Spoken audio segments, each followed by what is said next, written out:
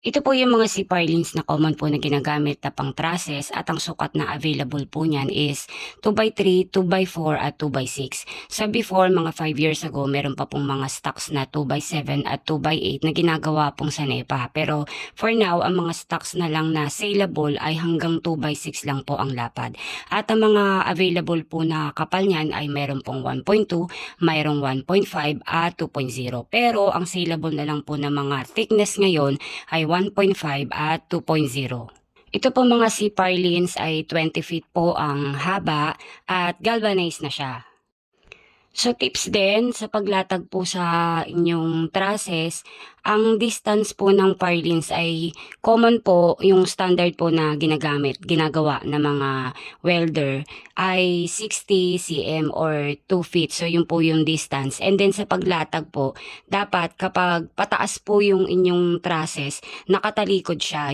So yung parang letter C, nakaharap po sa pataas. So dapat ganun po yung paglatag sa tamang paglatag sa CPR lines.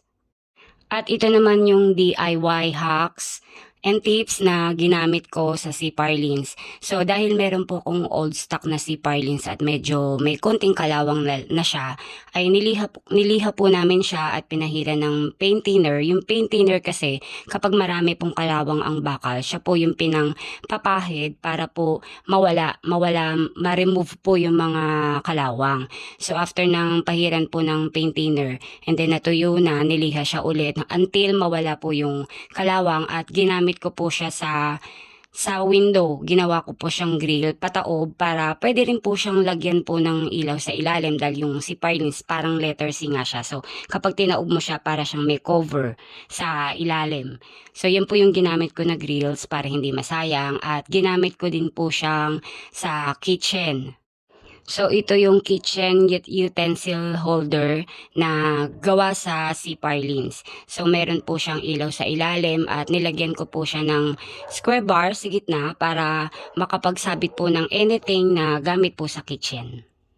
At meron din po na lalagyan po ng mga condiments or anything na kasya po dyan sa CPR lines at wall type na plant holder or plant stand.